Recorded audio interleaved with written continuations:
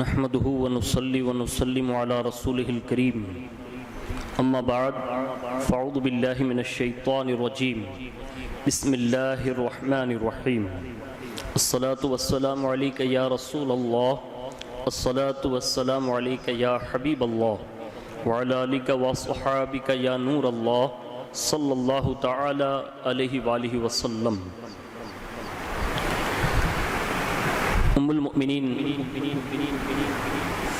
حضرت سیدہ خدیجۃ الکبریٰ رضی اللہ تبارک و تعالی عنہا دنیا میں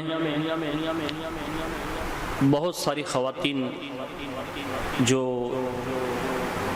بطور آئیڈیل اور ایک نمونہ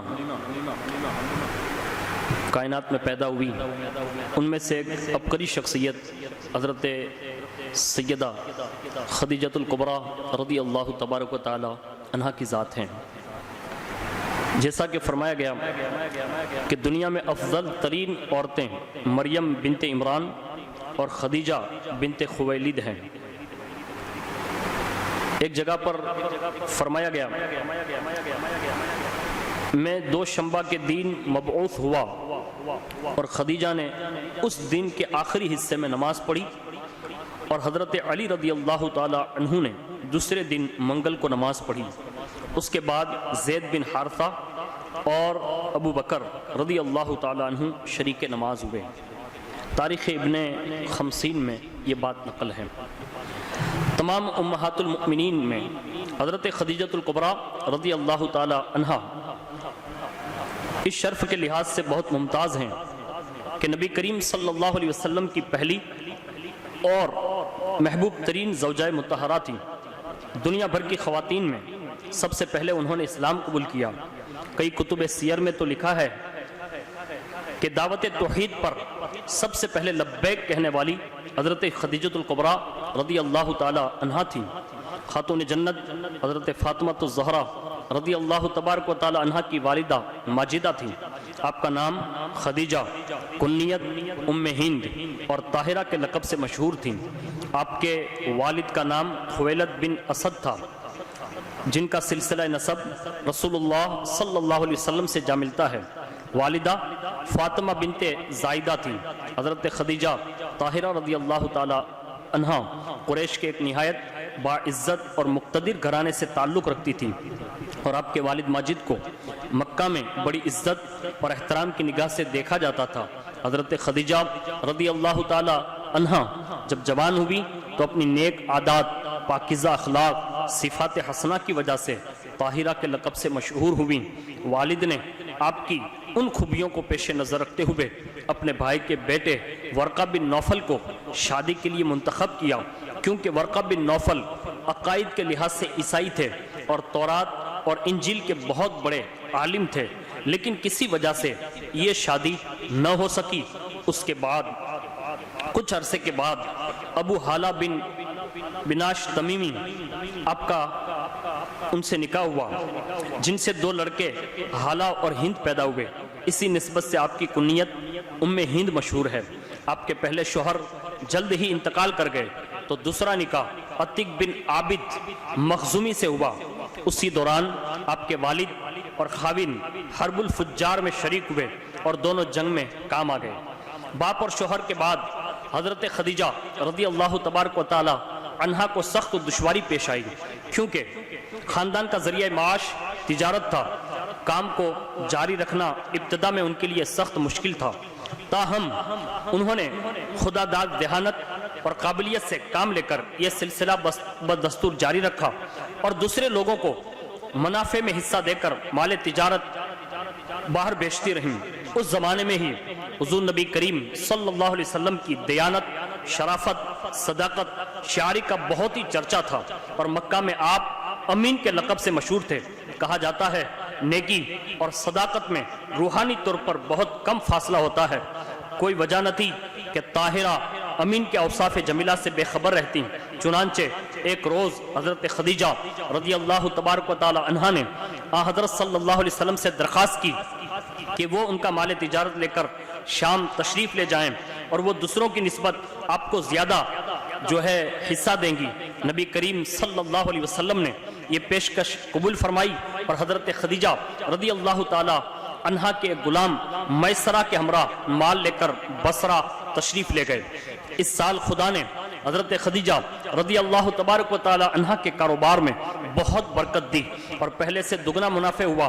حضرت خدیجہ رضی اللہ تبارک و تعالی عنہا آپ کی دیانت، سیانت، راست بازی سے بے حد متاثر ہوئیں۔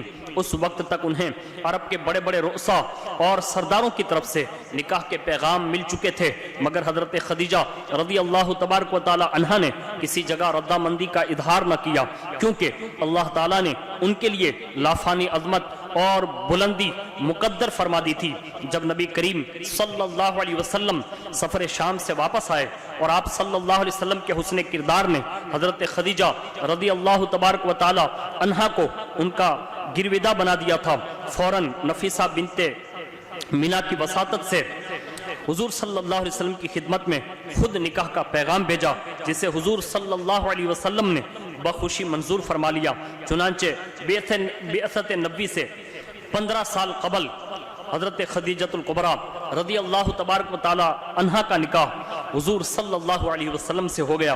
اس مقدس تقریب میں حضرت ابو طالب، حضرت حمزہ رضی اللہ تبارک و تعالی عنہ اور دیگر رؤسائے قریش شریک ہوئے۔ حضرت خدیجہ رضی اللہ تبارک و تعالی عنہا کے چچا عمرو بن اسد کے مشورے سے 500 طلائی درہم پر ابو طالب نے نکاح پڑھا۔ اس وقت حضرت صلی اللہ علیہ وسلم کی عمر 25 برس تھی اور حضرت خدیجہ رضی اللہ تبارک و تعالی عنہا 40 سال کی تھی۔ اس کے بعد جس وفاداری، خلوص، محبت، والہانہ شفقتگی کے ساتھ حضرت خدیجہ رضی اللہ تبارک و تعالی عنہا نے رسول اللہ صلی اللہ علیہ وسلم کی خدمت فرمائی، ان کے ہر حکم پر لبیک کہا، اس کی مثال نہیں ملتی۔ حضور صلی اللہ علیہ وسلم تو شہنشاہ اغنیا تھے، انہیں مال و دولت سے ذرا محبت نہ تھی، اس لیے ان کے دروازے پر ہر وقت حاجت مند، غریب کے لیے کھلے رہتے تھے، آپ کے دروازے ان کے لیے کھلے رہتے تھے۔ حضور صلی اللہ علیہ وسلم کا اشارہ پاتے ہی حضرت خدیجہ رضی اللہ تبارک و تعالی عنہا نے اپنی تمام دولت اللہ اور رسول کے نام پر لٹا دی اور اپنے لیے صرف سرور کائنات احمد مجتبیٰ صلی اللہ علیہ وسلم کی معیت کو کافی خیال کیا۔ بعثت سے کچھ عرصہ پہلے حضرت صلی اللہ علیہ وسلم کا معمول یہ تھا کہ تھوڑے سے ستو اور پانی لے کر غار ہرا میں خلوت گزی ہو جاتے، تنہائی میں اللہ تعالیٰ کی عبادت میں مصروف رہتے۔ اس زمانے میں بھی حضرت خدیجہ رضی اللہ تبارک و تعالی عنہا نے آپ کی بے پناہ خدمت کی اور ہمیشہ آپ کے آرام آسائش کو پیش نظر رکھا۔ چنانچہ شادی کے 15 برس بعد آپ کو جو ہے نبوت کا اعلان کرنے کا حکم دیا گیا، تو سب سے پہلے حضرت خدیجۃ الکبریٰ رضی اللہ تبارک و تعالی عنہا دائرہ اسلام میں داخل ہوئی، کیونکہ ان سے بہتر شہنشاہ کونین حضور صلی اللہ علیہ وسلم کے صدق و دیانت، سچائی کو کوئی نہیں جانتا تھا۔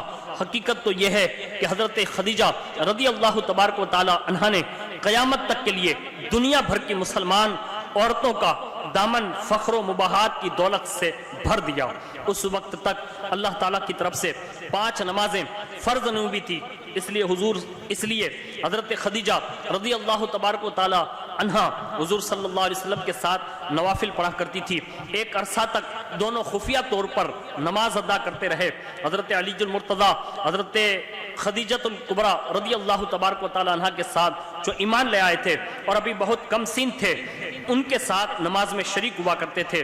جب حضرت صلی اللہ علیہ وسلم احکام الہی کی تعمیل میں کفار مکہ کو اسلام کی دعوت دی اور لوگوں نے آپ کو طرح طرح کی تکلیفیں پہنچانا شروع کی، آپ کو ستانے کے لیے ظلم و ستم پر اتر آئے، تو اس وقت بھی حضرت خدیجہ رضی اللہ تعالی عنہا نے پوری طرح آپ کا ساتھ دیا۔ آپ کو کفار کی تکذیب، اذیتوں سے جو صدمہ ہوتا تھا، حضرت خدیجہ کے پاس آ کر سب دور ہو جاتا، کیونکہ وہ آپ کی باتوں کی تصدیق کرتی تھی۔ مشرکین کے معاملہ کو بہت غیر وقی اور معمولی بنا کر آپ کے سامنے پیش کر دیتی تھی۔ جب حضرت صلی اللہ علیہ وسلم پیغمبرانہ اصول اور پیغمبرانہ صبر و استقلال نے مشرکین کے تمام حربوں کو ناکام بنا دیا، دعوت و تبلیغ کا سلسلہ بددستور جاری رہا، تو اہل مکہ نے حضرت صلی اللہ علیہ وسلم اور ان کے مددگار افراد خاندان کا بالکل مقاطعہ کر دیا، بائیکاٹ کیا، نہ کوئی ان سے ملتا تھا نہ گفتگو کرتا تھا، بلکہ لوگوں نے انہیں ضروریات زندگی تک فراہم کرنے سے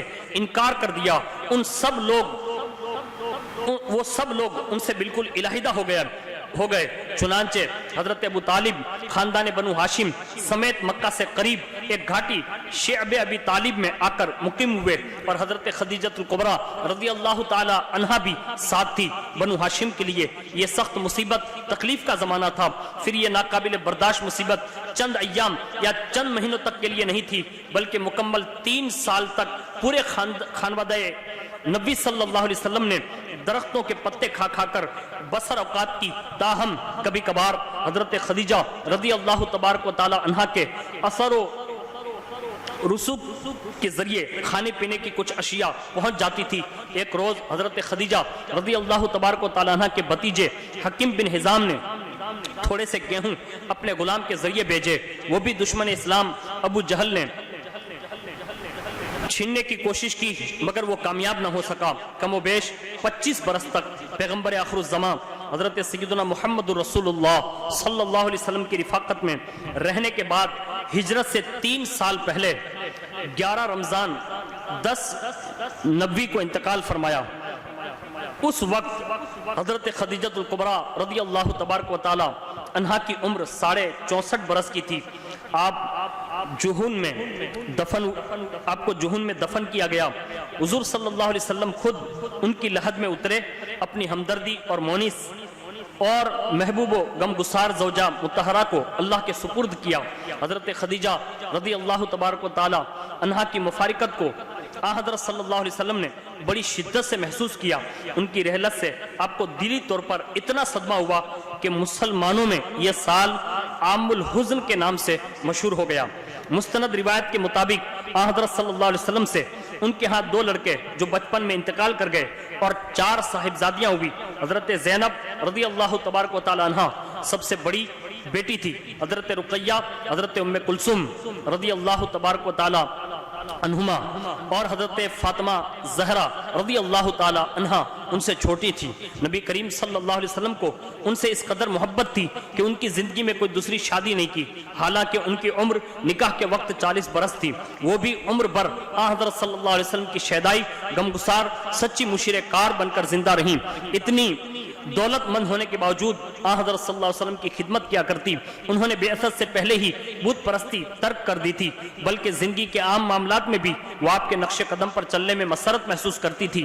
اللہ تعالیٰ کے نزدیک حضرت خدیجہ الکبریٰ رضی اللہ تعالی عنہا کا درجہ کتنا بلند تھا، اس کا اندازہ صحیح بخاری کی اس روایت سے ہو سکتا ہے۔ ایک دفعہ حضرت جبریل امین علیہ السلام نے حضور صلی اللہ علیہ وسلم سے عرض کی کہ خدیجہ رضی اللہ تبارک و تعالی عنہا برتن میں کچھ لا رہی ہیں، آپ ان کو اللہ کی طرف سے اور میرا سلام پہنچا دیجئے۔